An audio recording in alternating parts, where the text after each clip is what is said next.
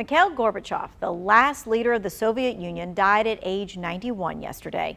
The Central Clinical Hospital in Moscow says he died after a long illness. No other details were given. Though he was in power for less than 7 years, Gorbachev brought a series of changes to the then communist country. We're going to dig into the leader's legacy and look into his career. Let's start first with a look at his life from Tina Kraus. Mikhail Gorbachev sparked a revolution as he helped bring down the Berlin Wall and dissolve the Soviet Union after almost 70 years as a socialist state. Gorbachev was born in 1931 to a farming family. He joined the Communist Party as a law student and rose through the ranks. In Moscow, Gorbachev also met the love of his life, Raisa. The two married in 1953 and had a daughter. In 1985, Gorbachev became the youngest Secretary General in the Communist Party's history. He instituted government restructuring and transparency, opening the Soviet Union to the world. With that openness, Gorbachev played a key role in ending the Cold War. Mr. Gorbachev, tear down this wall. He found common ground with President Ronald Reagan, signing the INF Nuclear Reduction Treaty in 1987. The two became good friends. Mikhail Gorbachev is a living example of the power of possibility.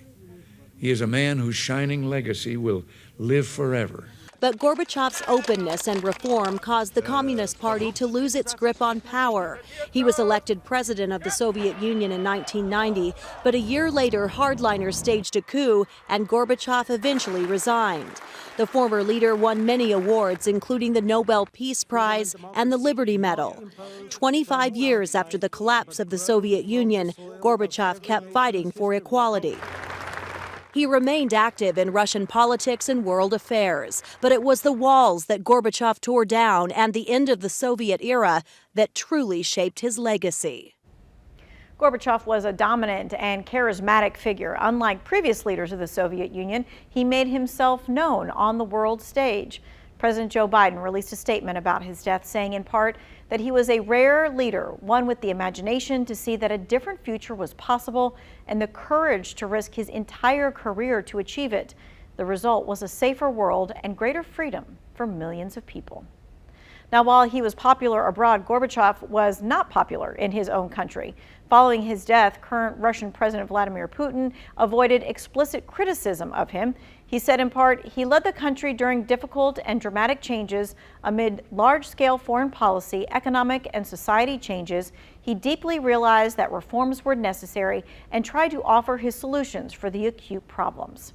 Now, Gorbachev was in office from 1985 to 1991 as the General Secretary of the Communist Party of the Soviet Union, and then as the President of the Soviet Union. He worked with U.S. Presidents Ronald Reagan, George H.W. Bush, and other world leaders to bring hope for peace among the superpowers as a decades-long Cold War raged on.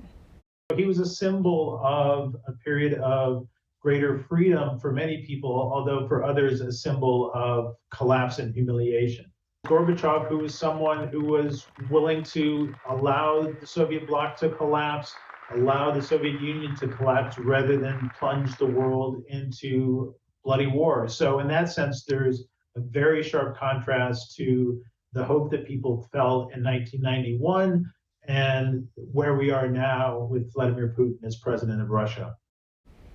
Right now, it's not clear if Gorbachev will be given a state funeral, and we don't know if Putin would attend any ceremony held for the late leader.